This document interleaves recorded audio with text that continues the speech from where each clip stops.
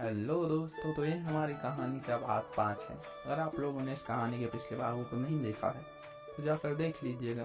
तो चलिए कहानी के इस भाग को शुरू करते हैं।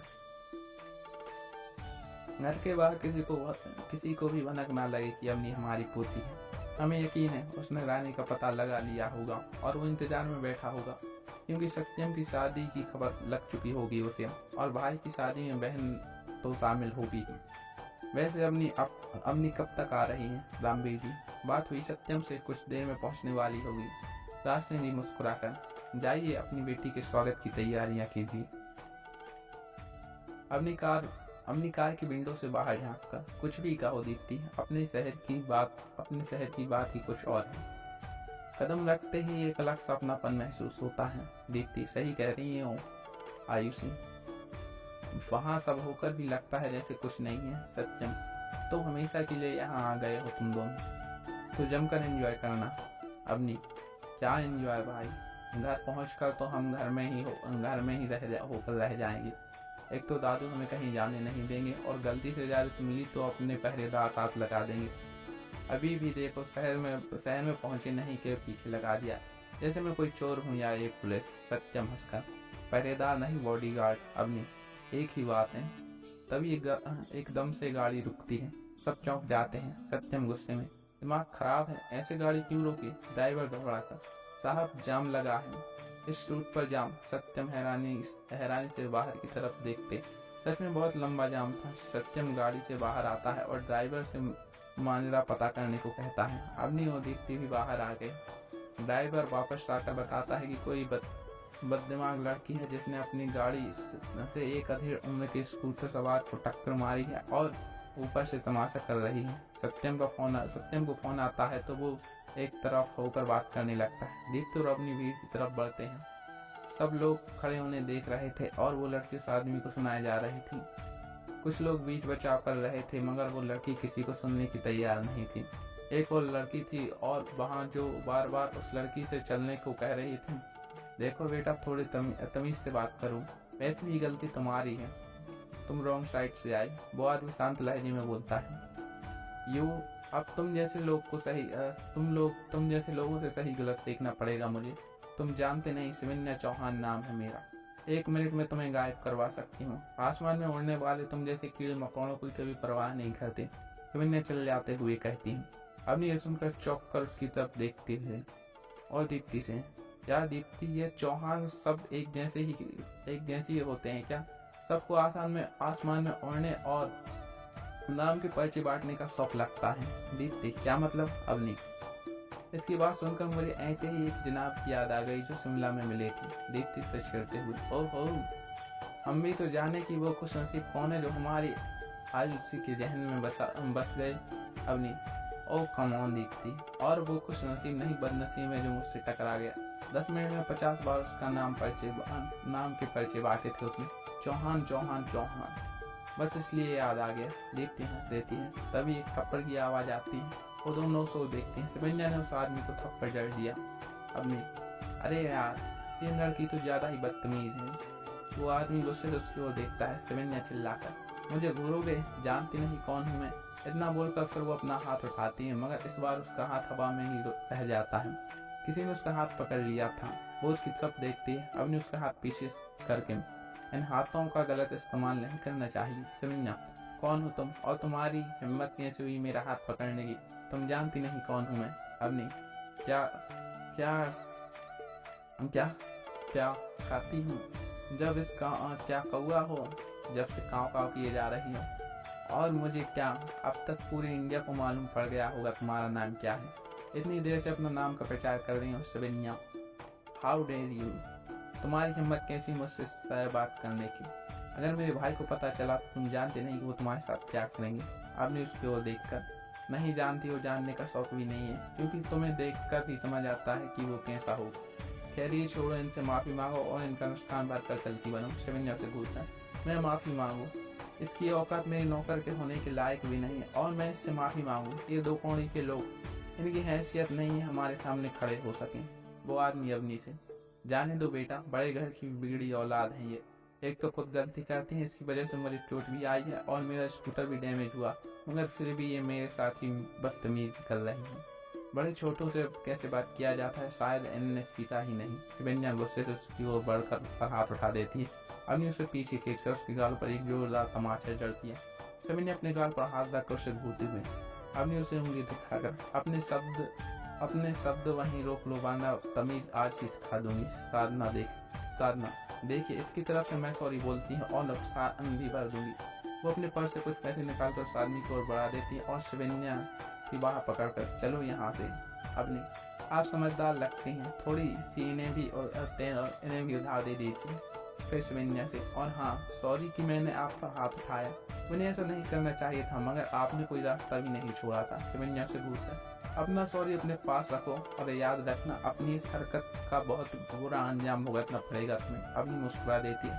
साधना शिवन्या को लेकर चली गई। इधर सत्यम अवनी को ढूंढता हुआ वहां आता है और अवनी से, तुम यहाँ क्या कर रही हो? मैंने कहा था ना गाड़ी में बैठे रहने को। अवनी, भाई वो सत्यम, तेरी बात घर पर सुन लूंगा, अभी चलो घर पर, सब इंतजार कर रहे हैं। वो सब जाकर गाड़ी में बैठते हैं और घर की तरफ चल दिए। इधर आशीष अपने कैबिन में बैठकर फोन पर किसी की तस्वीर देख रहा था। वो उस तस्वीर को देखते हुए, तो फाइनली तुम्हें यहाँ आना ही पड़ा miss Raghuvanshi. Oh sorry, would be Mrs Ashish Chauhan. Not bad, अच्छी दिखती हूँ, बस चेहरे पर थोड़े गुरूर की कमी है। तुम्हारा वेलकम करना तो बनता है। So wait, I am coming sweetheart. Sahil उसके पास आता है और उसे देखकर, किसकी तस्वीर है? आशीष की तरफ देखकर, तेरे काम की नहीं है, ये बता किस काम से आया है? साहिल, ये नए प्रोजेक्ट की रिपोर्ट देख ले एक बार। आशीष, मैं बाद में देख लूंगा, अभी कहीं जा रहा हूँ। साहिल, कहाँ जा रहा है तू? तूने बताया नहीं मुझे। आशीष, ये जानने की तुझे जरूरत नहीं, तू जा। साहिल, ठीक है चलता हूँ। उसके जाते ही आशीष भी वहाँ से बाहर निकल गया। इधर अवनी की गाड़ी मेन गेट के अंदर दाखिल होती है। लॉन से लेकर पूरा घर खूबसूरत सजा हुआ था। वो सब की ओर देखकर, भाई ये सब। सत्यम मुस्कुराकर, इस घर की प्रिंसेस का वेलकम प्रिंसेस जैसा ही होगा ना? अवनी मुस्कुरा देती है। सत्यम उसका गाल छूता, चल अंदर। अवनी डोर की बेल बजाती है, मगर कोई दरवाजा नहीं खोलता। वो फिर खुद ही दरवाजे को धक्का देती है। दरवाजा खुलते ही उस पर रंग बिरंगे फूलों की बारिश होती है। वो हैरान नजरों से सबकी ओर देखती है और सामने खड़े मुस्कुरा रहे थे। अवनी चारों ओर घुमाती है। पूरा घर रंग बिरंगी लाइट और फूलों बलूनों से सजा हुआ था। उसके चेहरे पर मुस्कान दौड़ जाती है। वो सबकी ओर अपने कदम बढ़ाती है। उसका पूरा रास्ता फूलों से पिछा था। आपने जाकर राजसैनी के पाँव छूती है। वो उसके सर पर हाथ फेरकर, हमेशा तो सही है। अवनी मुस्कुरा देती है। तो राजसैनी, जाइए, सबसे मिल लीजिए, सब आपका कब से इंतजार कर रहे हैं। रामबी, हम कमरे में जा रहे हैं, आप मिलकर आ जाइए, कुछ बात करनी है आपसे। इतना बोलकर वो कमरे में चले गए। अवनी रामबीर जी के पास आकर पाँव छूने को झुकती है तो वो उन्हें रोककर अपने गले लगा लेते हैं। रामबीर जी, कितनों दिनों बाद देख रहा हूँ, कैसी हैं आप? अवनी उनसे अलग होकर, मैं अच्छी हूँ पापा, आप कैसे हैं? रामबीर जी, मैं भी ठीक हूँ, और अब आप आ गई हैं तो अच्छा हो गया। अवनी मुस्कुरा देती हैं। प्रताप जी उसके पास आते हैं। अवनी उन्हें देखकर चहककर उनके गले लग जाती है। अवनी, चाचू कैसे हैं आप? पता आपको कितना मिस किया मैंने। प्रताप जी मुस्कुरा कर उसके गाल खींचकर, हाँ पता है, तभी तो रोज फोन करती थी आप मुझे। अपनी, क्या चाचू, आप भी बच्चों की जैसे शिकायत करते हैं, वहाँ मुझे पढ़ाई भी करनी होती थी। प्रताप जी मुस्कुरा देते हैं। अवनी जाकर आशा जी के गले लगकर, आप कैसी हैं चाची? आशा जी मुस्कुरा कर प्यार से उसका माथा लेती हैं। अवनी अभिजीत की तरफ देखती जिसकी आंखें दबदबा आई थी। अवनी उसके पास आती है। अभिजीत उसे अपने गले लगा लेता है। उसकी आंखें झलक जाती। अभिजीत, पता है कब से इंतजार कर रहा हूँ, पूरे 1 साल बाद देख रहा हूँ, अब कहीं जाने नहीं दूंगा। अवनी की भी आंख झलक जाती है। उसने अपने आंख साफ की और अभिजीत से अलग होकर उसकी आंख साफ करते हुए कहा, क्या भाई, माँ के जैसे प्यार करने का मतलब ये नहीं कि बात पर रोने लगे। अभिजीत मुस्कुराकर उसके गाल छूकर, बहुत बड़ी हो गई हूँ। अवनी अपनी टोस पर खड़ी होकर, हाँ देखिए, आपके बराबर हो गई हूँ अब तुम। अभी तो तुझसे गले लगा कर शैतान। अब नहीं, वैसे भाई इतना सब करने की क्या जरूरत थी? सत्यम, अरे वो हिटलर, वो अपनी जीभ दांत तले दबा कर इधर उधर देखता है, मगर रामवीर जी वहां से जा चुके थे। ये देखकर वो गहरी सांस लेकर बच गए। सब हल्के से हंस देते हैं। प्रताप जी, तुम नहीं सुधरोगे। किसी दिन पिताजी या भाई साहब ने सुन लिया ना तो फिर तुम्हें भगवान ही नहीं बचा पाएंगे। इतना बोलकर वो वहां से चले गए। अभी जी आयु अवनी का निकनेम। दादाजी ने कहा था कि तुम्हारा स्वागत ऐसे करें। अवनी मुस्कुरा देती है। अरे भाई मेरी बारी आएगी, मेरी बारी आएगी भी या नहीं, सारा प्यार भाई पर ही लुटा दोगे या? आराधना मुस्कुरा कर कहती है, और मम्मा मेरी बारी भी नहीं आया, मेरी भी बारी नहीं आई अभी। 5 साल की आस्था बोलती है। अपनी उसे गोद में उठाकर दुलारने लगती है। आस्था,